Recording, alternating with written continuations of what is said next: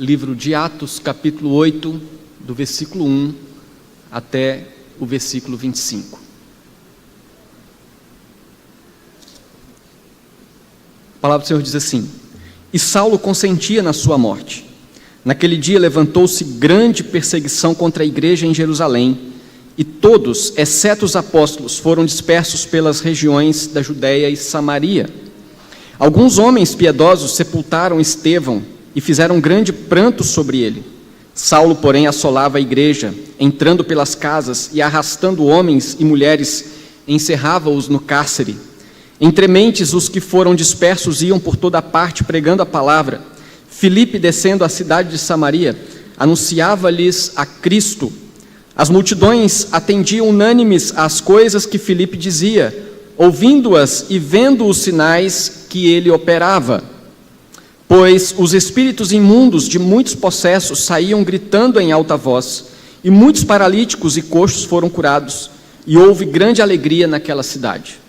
Ora, havia certo homem chamado Simão, que ali praticava a mágica, iludindo o povo de Samaria, insinuando ser ele grande vulto, ao qual todos davam ouvidos, do menor ao maior, dizendo: Este homem é o poder de Deus, chamado o grande poder. Aderiam a ele porque havia muito os iludira com mágicas.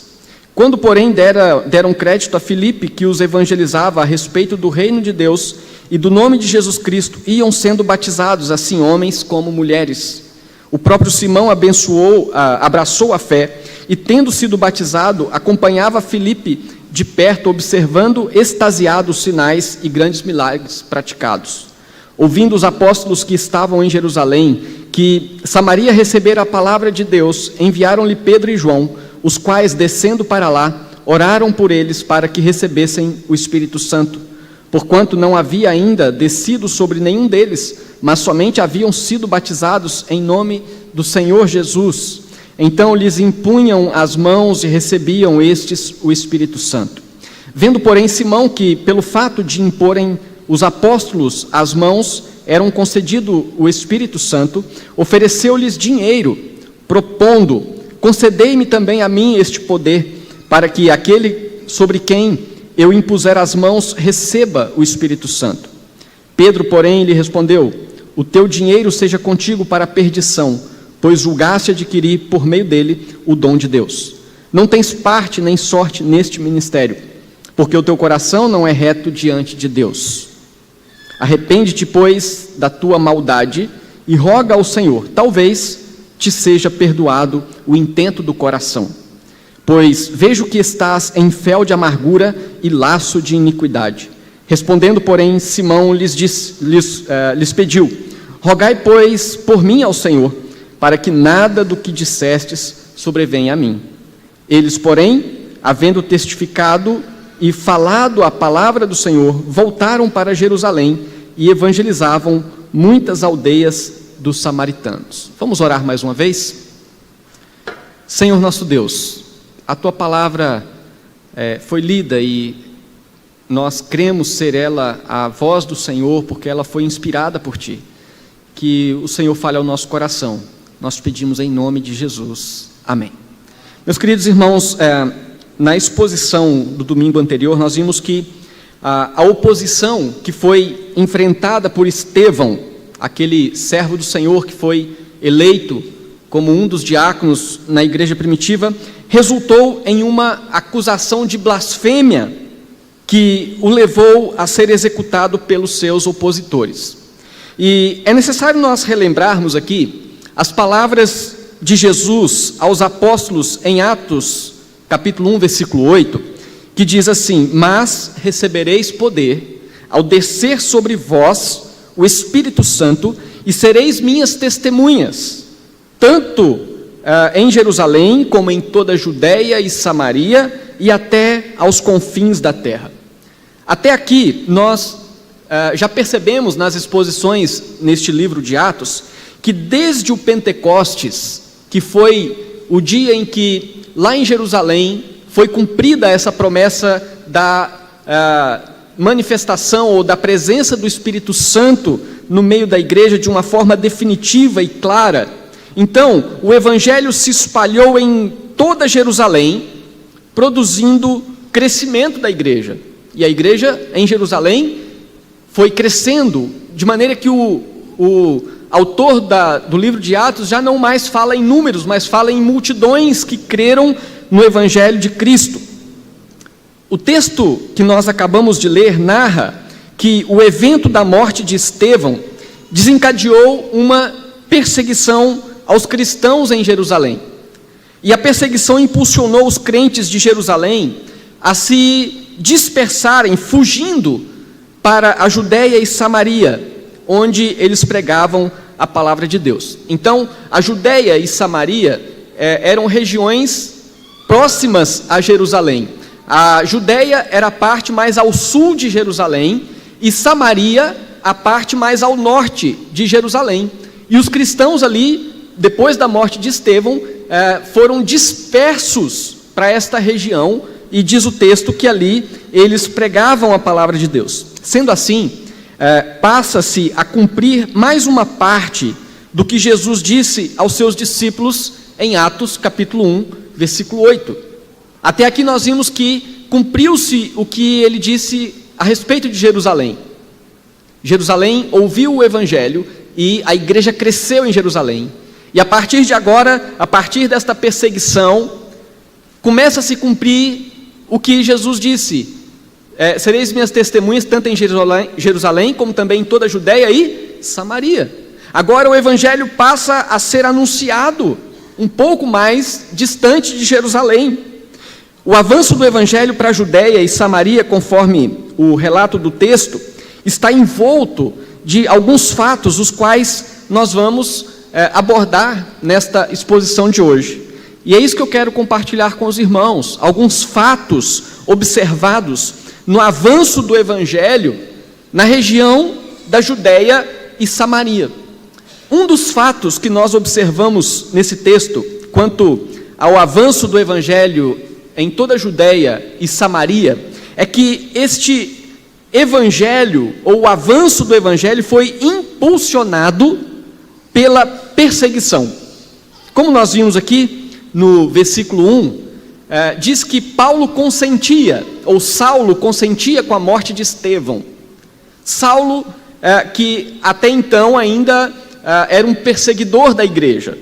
E diz o texto no versículo 1 que naquele dia, ou seja, no dia em que Estevão foi morto, levantou-se grande perseguição contra a igreja em Jerusalém, e todos, exceto os apóstolos, foram dispersos pelas regiões da Judéia e Samaria. Até então a igreja já havia sofrido algum tipo de retaliação. Por exemplo, quando Pedro e João, naquela ocasião da cura do homem coxo, foram levados para o sinédrio, bem como também, numa ocasião mais à frente, todos os apóstolos foram levados também para o sinédrio, onde ali eles foram julgados e foram censurados, porque eles pregavam o evangelho. Então, a igreja em Jerusalém já havia sofrido algum tipo de retaliação. Agora, nesse momento foi diferente. Estevão foi levado para o sinédrio, e dali do sinédrio ele foi levado para fora da cidade, e a partir daquela acusação de blasfêmia, uma falsa acusação, ele foi apedrejado e foi morto. E nesse momento então levantou-se, como diz o texto, grande perseguição. A oposição foi profunda, de maneira que houve um levante na cidade contra os cristãos de Jerusalém. Então essa dispersão foi geral. Em Jerusalém ficaram apenas, aqui, como diz o texto, os apóstolos.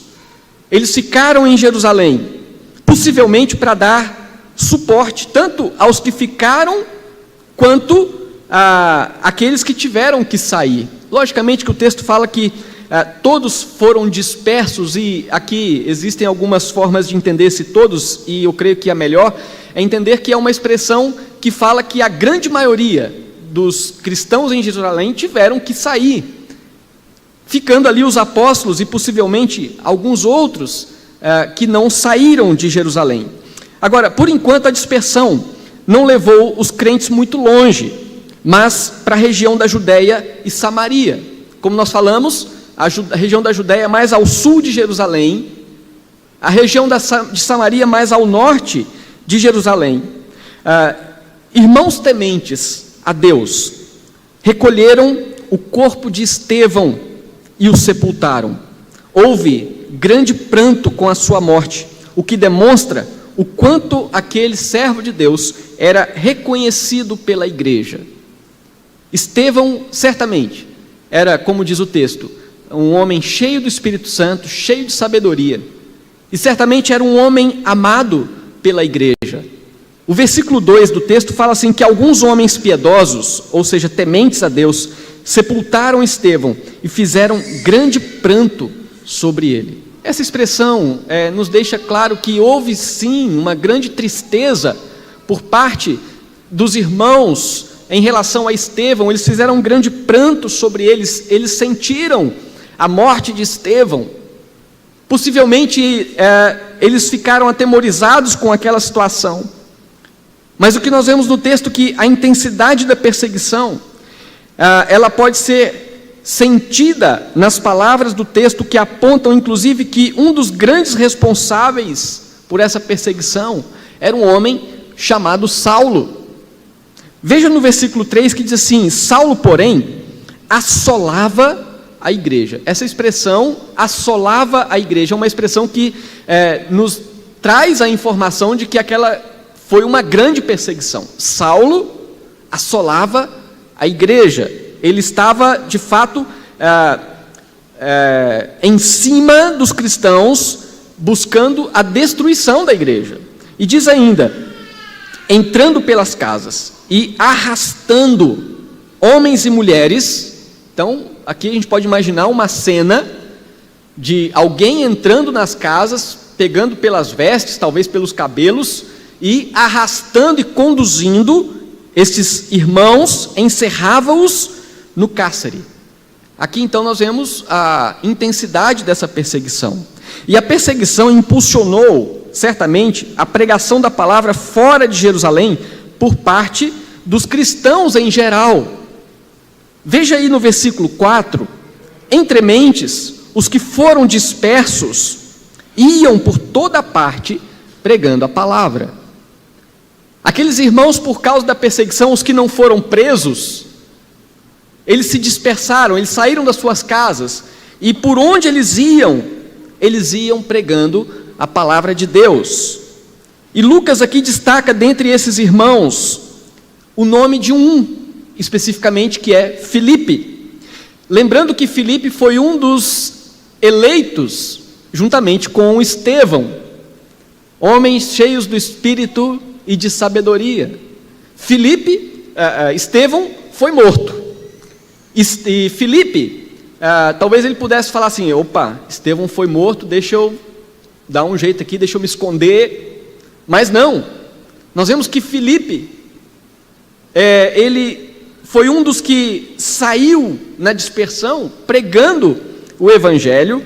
E Filipe, conforme o versículo 5, diz assim: Filipe, descendo a cidade de Samaria, anunciava-lhes a Cristo. As multidões atendiam unânimes às coisas que Filipe dizia. As pessoas que estavam aqui desejosas pelo Evangelho. Onde Filipe passou, em Samaria, as pessoas estavam atentas à pregação do Evangelho. E diz o texto ainda: ouvindo-as e vendo os sinais que ele operava. Pois os espíritos imundos de muitos possessos saíam gritando em alta voz, e muitos paralíticos e coxos foram curados. Aqui é interessante nós notarmos que, assim como os apóstolos, também Estevão e Filipe exerceram dons extraordinários para realizar curas, as quais testificavam do poder de Deus e apontavam especificamente para a cura espiritual que o Evangelho poderia produzir. Nós já falamos aqui algumas vezes que os relatos do livro de Atos e o relato das cartas pastorais nos deixam claro que os dons extraordinários de sinais, de curas, foram praticamente especificamente dons recebidos pelos apóstolos, e aqui com exceção Filipe e Estevão. E o objetivo desses dons, no início da igreja, esses dons tinham o propósito de testificar que aquela igreja que estava nascendo era de fato a igreja de Cristo Jesus, que a mensagem anunciada era de fato a mensagem vinda de Deus. O evangelho anunciado, segundo aqui o texto, produzia libertação espiritual, enquanto era anunciado uma vez que as pessoas oprimidas pelo diabo eram livres. Assim como durante o ministério de Jesus, agora no início da igreja, muitos endemoniados eram curados. Quando se fala, a Bíblia fala de pessoas possessas, ele fala de pessoas que estão em um nível de opressão do diabo, ao ponto de serem completamente tomadas pelas suas ações. E pessoas que estavam nesta situação, como diz, ao ouvirem o evangelho pregado, elas eram libertadas da opressão de Satanás. No versículo 8 fala que houve grande alegria naquela cidade, ou seja, este é o resultado promovido pelo evangelho na vida das pessoas. Onde o evangelho é pregado e onde as pessoas ouvem e creem no evangelho, os seus corações são inundados com a alegria que vem da salvação em Cristo Jesus. Isso aconteceu lá na cidade de Samaria. Houve grande alegria naquela cidade. Meus queridos irmãos, crer em um Deus soberano nos possibilita entender que todos os acontecimentos da nossa vida são dirigidos por Ele e cumprem os propósitos dEle. Não sei se você crê nisso. Você crê nisso? Você crê que o nosso Deus é um Deus soberano e tudo o que acontece na nossa vida cumpre propósitos estabelecidos por Ele? Certamente Deus se utilizou da perseguição aos cristãos em Jerusalém, desencadeada pela morte de um dos seus servos que foi apedrejado, uma situação triste. Uma situação que talvez as pessoas pudessem perguntar, mas por que Deus permitiu isso? E Deus se utilizou daquela perseguição para levar os crentes a serem testemunhas em outras cidades, fora de Jerusalém. Se cremos nesse Deus soberano, não devemos enxergar as circunstâncias difíceis da nossa vida como simplesmente um mal que estamos sofrendo. Se nós cremos em um Deus soberano, nós devemos nos lembrar que até mesmo as circunstâncias mais difíceis acontecem pela vontade de Deus e podem ser oportunidades para nós testemunharmos do seu nome. Talvez, se não fosse a perseguição, os crentes de Jerusalém permaneceriam acomodados e não avançariam na proclamação do evangelho para a região da Judeia e Samaria. Talvez, se não fosse aquela sua enfermidade, você não anunciaria o evangelho no hospital, não anunciaria o evangelho ao médico que te consultou, você não anunciaria o evangelho aos enfermeiros que cuidaram de você. Ou seja, todas as circunstâncias da nossa vida acontecem pela direção de um Deus soberano. E nós temos que encarar as circunstâncias, por mais difíceis que sejam, como oportunidades que Deus nos dá para testemunharmos do seu nome, onde as circunstâncias nos levarem, onde elas nos colocarem. Talvez são situações que nós temos oportunidade de anunciar o evangelho em uma condição em que nós não iríamos se tudo estivesse bem. Nós cremos num Deus soberano. Nós vemos aqui que o avanço do evangelho para a Judéia e Samaria foi impulsionado pela perseguição. Foi necessário aquela perseguição para que o evangelho fosse avante e os crentes saíssem do seu comodismo e pregassem o evangelho. Creiamos, meus queridos irmãos, que a nossa vida é sustentada, guiada, conduzida pela mão soberana de Deus.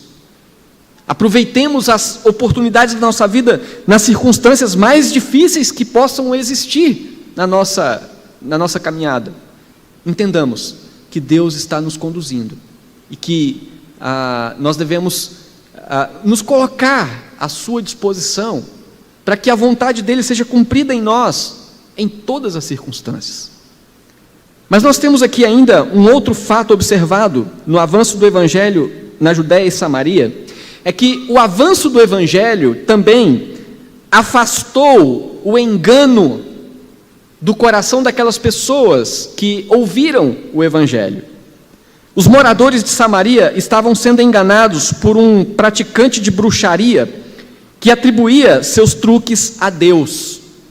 Vejam aí, no versículo 9 e 10, ora, havia certo homem chamado Simão, que ali praticava a mágica, aqui uma ideia de uma prática de bruxaria, e diz o texto que, iludindo, enganando o povo de Samaria, insinuando, ou seja, fingindo ser ele grande vulto, uma grande personalidade, ao qual todos davam ouvidos.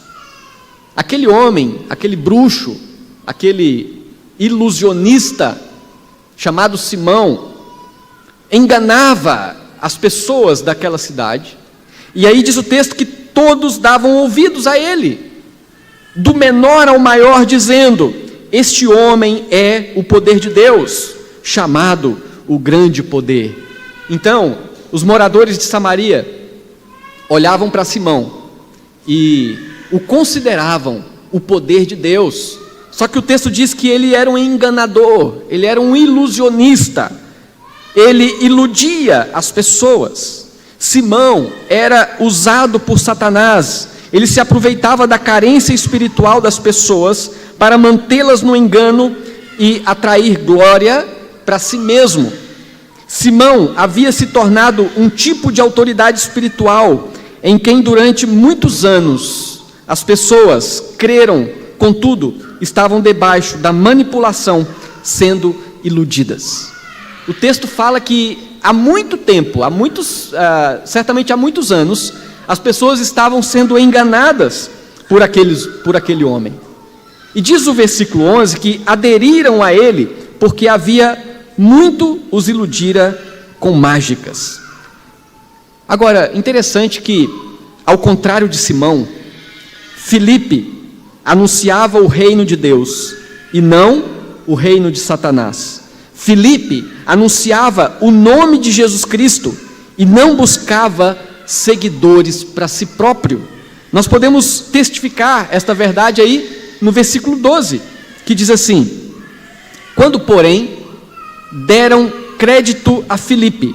Vejam só, os moradores daquela cidade estavam sendo enganados por Simão e eles davam crédito ao que ele fazia, ao que ele dizia. Quando, porém, deram crédito a Filipe, que os evangelizava a respeito do reino de Deus e do nome de Jesus Cristo, iam sendo batizados, assim homens como mulheres. Veja que onde o evangelho chega, ele traz luz. Onde o evangelho chega, ele dissipa a ilusão, a enganação. Onde o evangelho chega, ele dissipa, ele afasta aquilo que traz engano ao coração. O evangelho de Cristo libertou as mentes e os corações daqueles que estavam iludidos pelo engano em Samaria. À medida que aceitavam o evangelho, eles iam sendo batizados, eles iam crendo no evangelho e iam sendo agora batizados publicamente, eles iam sendo recebidos na igreja, o que marcava aqui o ingresso deles como parte da igreja, que continuava crescendo, agora não só em Jerusalém, mas continuava crescendo em toda a Judéia e Samaria. Interessante aí o versículo 13, que fala que o próprio Simão abraçou a fé, e tendo sido batizado, acompanhava a Filipe de perto, observando extasiado os sinais e grandes milagres praticados. Aqui o contexto permite concluir que Simão ficou maravilhado com os milagres realizados por Filipe. E, embora batizado, não havia, de fato, aceitado o evangelho da salvação, né? E o contexto nos permite pensar, embora nós não possamos afirmar com toda firmeza que, de fato, Simão não tenha se convertido. Mas o que nos aponta é o fato de que, embora batizado, Simão ele se interessou muito mais nos sinais que ele viu sendo realizados do que, de fato, no evangelho de Cristo Jesus. E aqui, então, nós pensamos em algumas questões.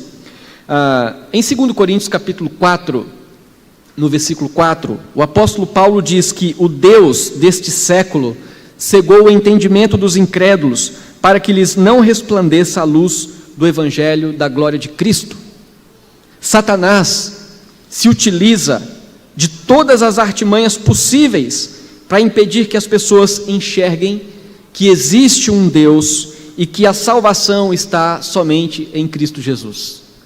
Satanás se utiliza de todos os meios para impedir, para cegar o entendimento, para que as pessoas não compreendam que existe um só Deus, um Salvador, um só caminho, que é Jesus.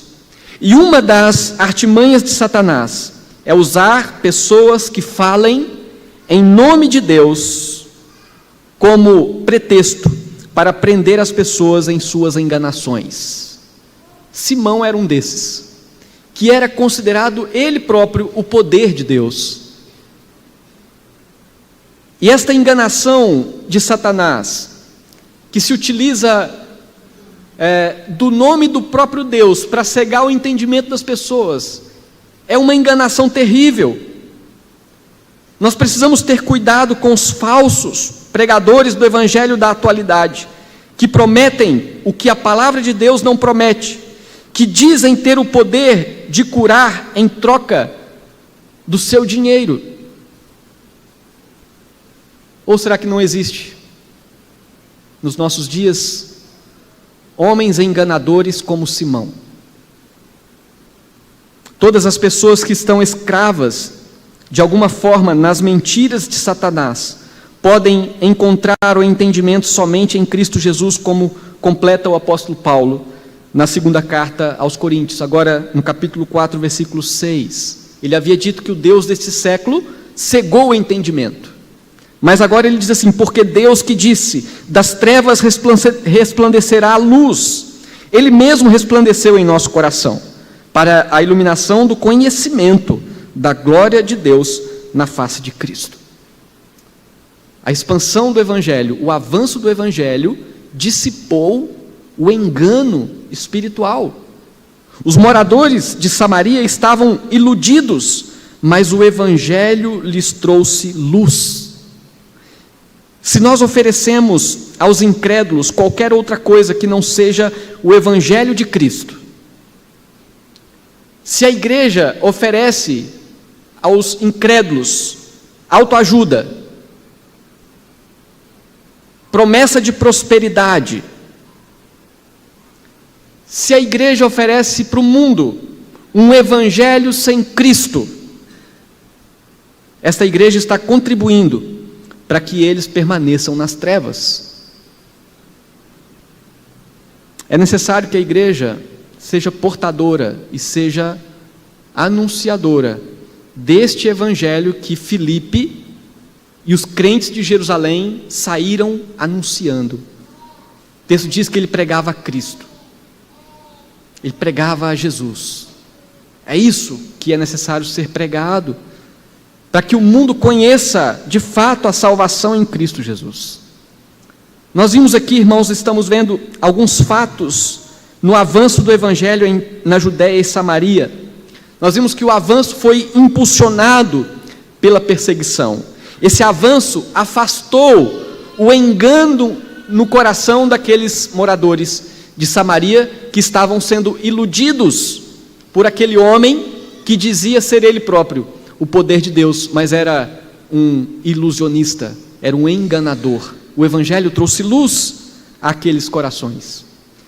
Um outro fato observado no avanço do evangelho na Judéia e Samaria é que esse avanço confirmou a promessa do Espírito Santo também entre os moradores daquela região. Essa promessa já havia sido confirmada aos crentes de Jerusalém. Vejam aí o versículo 14. Ouvindo os apóstolos que estavam em Jerusalém, lembrando que os apóstolos ficaram lá em Jerusalém, né? E quando eles ouviram que Samaria recebera a palavra de Deus, eles ouviram a notícia de que a pregação chegou em Samaria, lá o evangelho foi pregado, a palavra de Deus foi anunciada. Então os apóstolos enviaram até Samaria Pedro e João, 2 dos apóstolos, os quais, descendo para lá, oraram por eles para que recebessem o Espírito Santo, porquanto não havia ainda descido sobre nenhum deles, mas somente haviam sido batizados em o nome do Senhor Jesus. Versículo 17. Então lhes impunham as mãos e recebiam estes o Espírito Santo. Aqui algumas considerações importantes sobre estas informações que nós vimos aqui. Primeiro, que Jesus ordenou que o evangelho fosse pregado onde? Em Jerusalém, Judeia e Samaria e até os confins da terra. Segundo, iniciando em Jerusalém, cumpriu-se a promessa da presença transformadora e capacitadora do Espírito Santo como selo na vida daqueles novos convertidos lá em Jerusalém, como nós já vimos lá, o que está registrado em Atos capítulo 2, a descida do Espírito Santo como sendo o cumprimento de uma promessa que já havia sido feita lá ao profeta Joel, e agora Jesus, durante seu ministério, havia dito: eu vos enviarei outro Consolador, e agora em Jerusalém, essa promessa foi cumprida, no dia do Pentecostes. Então, uma terceira consideração é que, em seguida, era necessário que o que aconteceu em Atos 2, em Jerusalém, se repetisse também, agora em Samaria, para confirmar que o que iniciou em Jerusalém era exatamente o mesmo que agora chegou até Samaria. Quarta questão aqui é que este evento aconteceu mais uma vez no livro de Atos, no relato que informa o evangelho sendo aceito também nos confins da terra, entre os gentios, ou seja, entre os não-judeus, conforme está registrado lá em Atos 10, e, se Deus quiser, nós vamos chegar lá. Então, esse evento que fala de que o Espírito Santo veio e se manifestou ali com sinais extraordinários, aconteceu no livro de Atos 3 vezes. Primeiro, em Jerusalém, depois aconteceu em Samaria, e depois aconteceu nos confins da terra. Qual que é o propósito? Testificar, mostrar que, de fato, o evangelho pregado era o evangelho que estava sendo confirmado pela presença transformadora do Espírito Santo, que é agora presente na vida da igreja até que a volta de Cristo aconteça. Então, tanto em Jerusalém, Judeia e Samaria, e nos confins da terra, o evangelho foi confirmado pela presença transformadora do Espírito Santo. E aí uma sexta e última questão sobre isso é que não há registro de que essa manifestação externa do Espírito Santo, com estes sinais extraordinários, com esses prodígios, tenha acontecido, por exemplo, mais de uma vez em Jerusalém. Ele aconteceu uma vez em Jerusalém, ele aconteceu uma vez em Samaria, e ele aconteceu uma vez em lugares mais distantes. E disso nós concluímos que Deus tinha um propósito nisso. O propósito de Deus não é que, então agora, este evento com sinais e prodígios aconteça em todo lugar, em todo tempo. Era o cumprimento de uma promessa, era a testificação de que o evangelho pregado era da parte de Deus e que o Espírito Santo, de fato, havia inaugurado a sua presença na vida da igreja. Agora, nós precisamos entender que Deus tem os seus métodos para cada época. O problema é que as pessoas querem ver a repetição dos sinais, mas não querem a presença transformadora do Espírito Santo nas suas vidas. As pessoas querem que sinais extraordinários aconteçam o tempo todo, mas o mais importante que marca a presença de Deus na pessoa do Espírito Santo, na vida da igreja, é uma vida de santificação, é uma vida de compromisso, é uma vida de disposição, como nós vemos aqui nos crentes de Jerusalém, que estavam cheios do Espírito Santo, e não se importaram com a perseguição, com o risco de serem mortos, assim como foi Estevão, mas eles saíram anunciando o Evangelho. Isso é um sinal da presença e de corações cheios do Espírito Santo, mas isso as pessoas não querem. Nós precisamos entender que onde o Evangelho chega, ali o Espírito Santo está presente para convencer os pecadores de seus pecados e iniciá-los em uma nova caminhada. Os mais importantes, ou o mais importante, não são os sinais externos que aconteceram algumas vezes no início da igreja, com propósito para aquele momento, mas o mais importante é a ação permanente do Espírito Santo no coração dos pecadores, esta ação transformadora, esta ação santificadora, esta ação que purifica o coração de pessoas pecadoras miseráveis para se tornarem servas de Deus. Esta é a ação do Espírito Santo que permanece.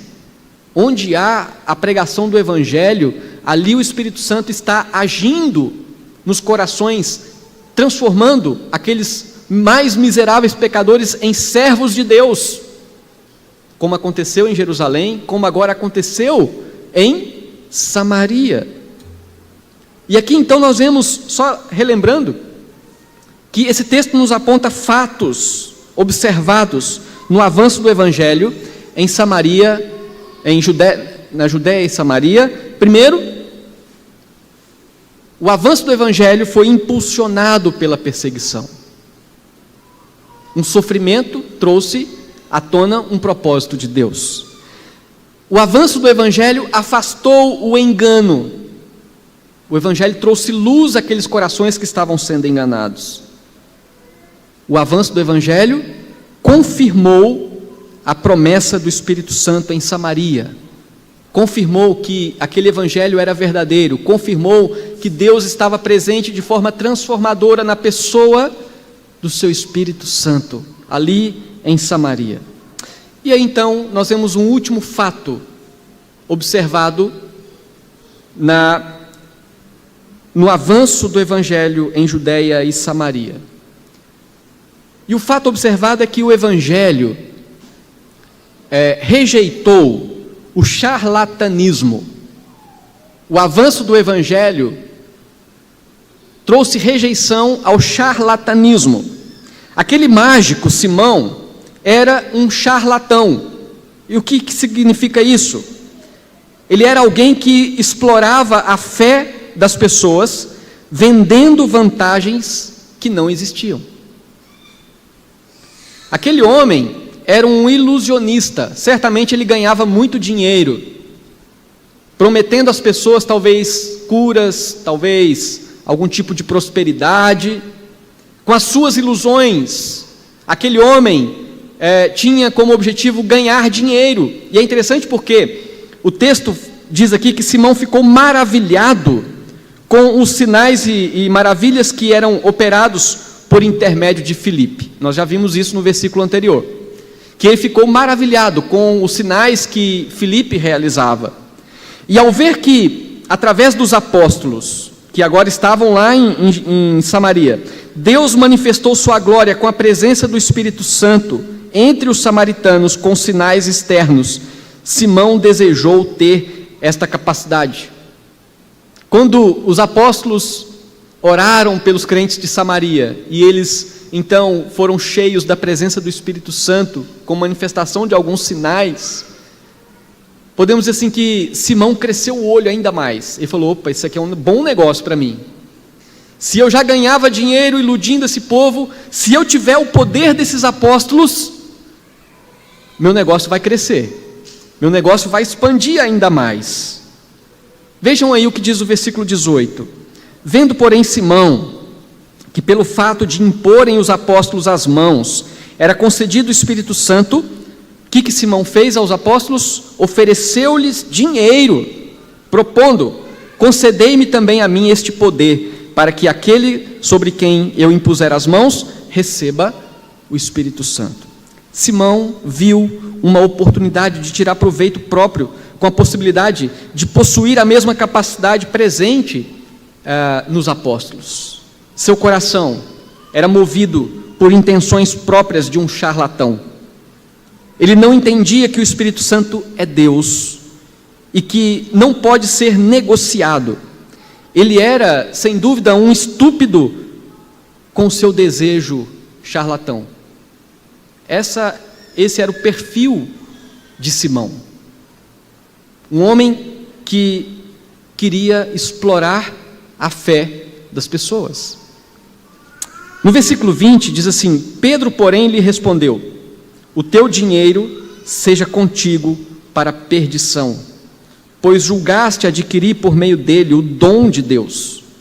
Não tens parte nem sorte nesse ministério, porque o teu coração não é reto diante de Deus.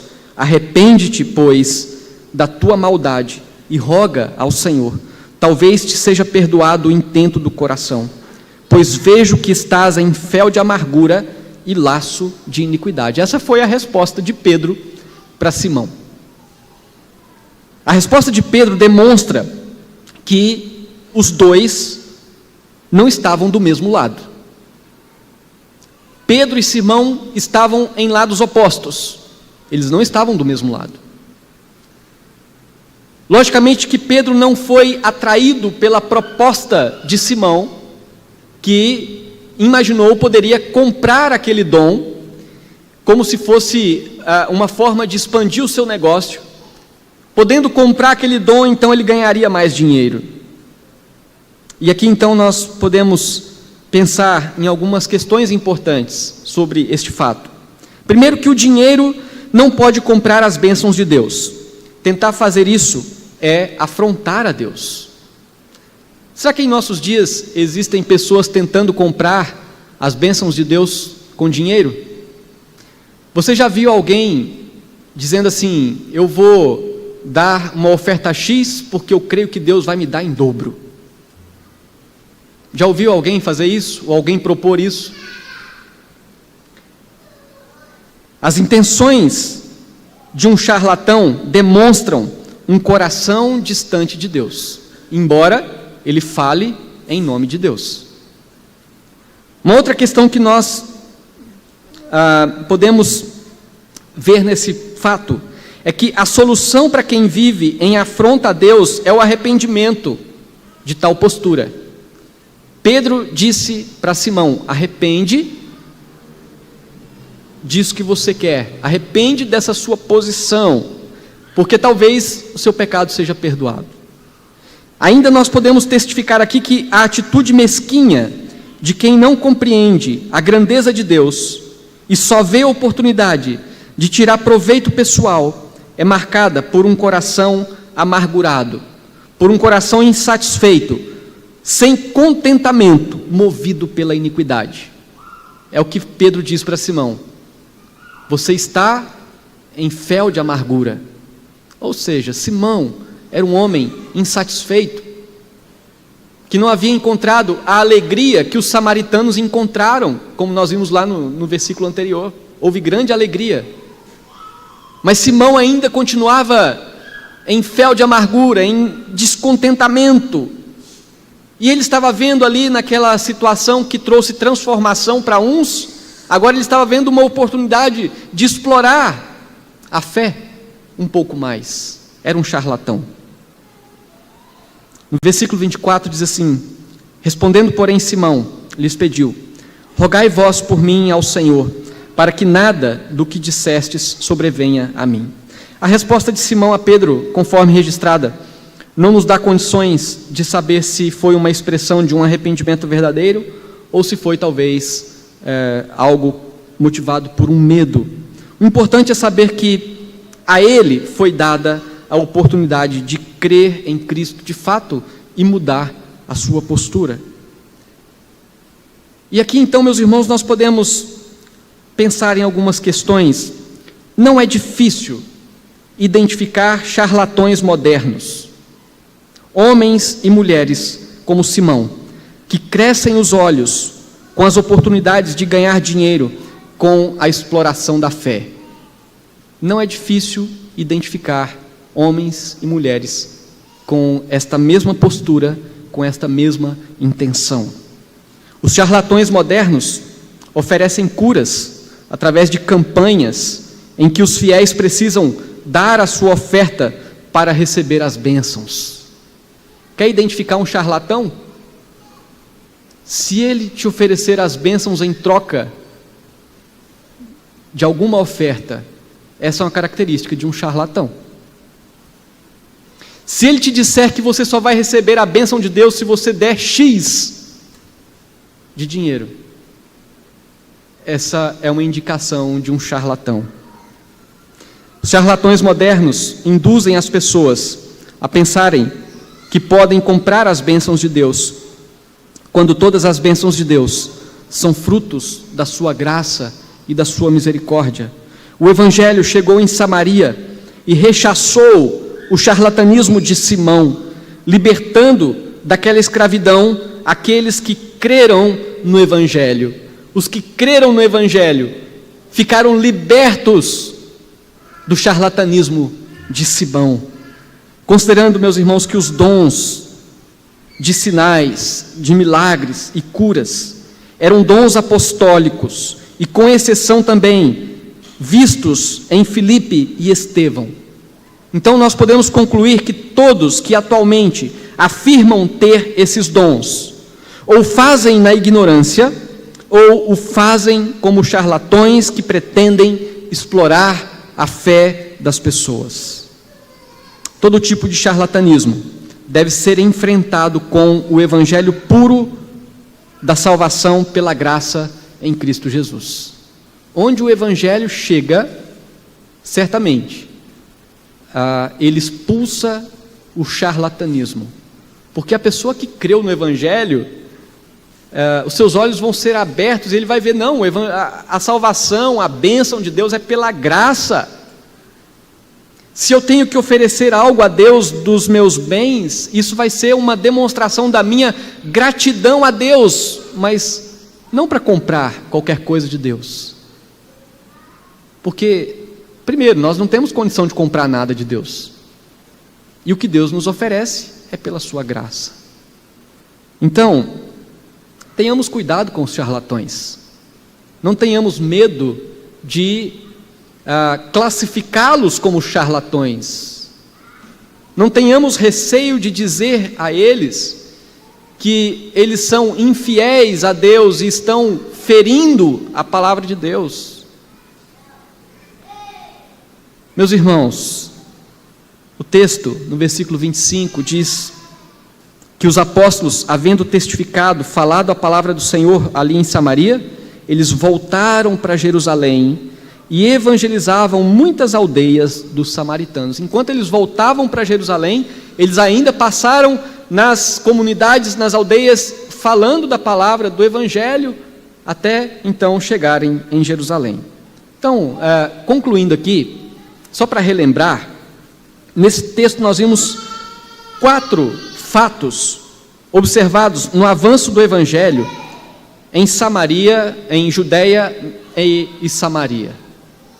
Observando que aqui se inicia uma nova etapa da expansão do evangelho, que até então estava em Jerusalém, agora vai até Judeia e Samaria, lembrando de Atos 1:8. Então, quais são os fatos que nós vimos aqui? Primeiro, o avanço do evangelho foi impulsionado pela perseguição. Tudo que acontece na nossa vida como servos de Deus está debaixo da ação soberana de Deus, e tudo tem um propósito. A perseguição, que era algo doído para a igreja, teve o propósito sublime de que o evangelho avançasse. Nós vimos outro fato, que o evangelho, tendo avançado, ele afastou o engano.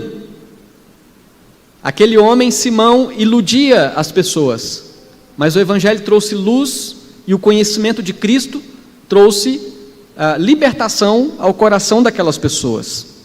Nós vimos um terceiro fato, que o avanço do evangelho confirmou ali em Samaria a promessa do Espírito Santo. O Espírito Santo estava presente também com os convertidos de Samaria, assim como estavam presentes nos convertidos de Jerusalém, e nós vamos ver que o Espírito Santo estará presente nos que creram até os confins da terra. Ele está presente na nossa vida como servos do Senhor, atuando em nossos corações. E por último, nós vimos que o avanço do Evangelho,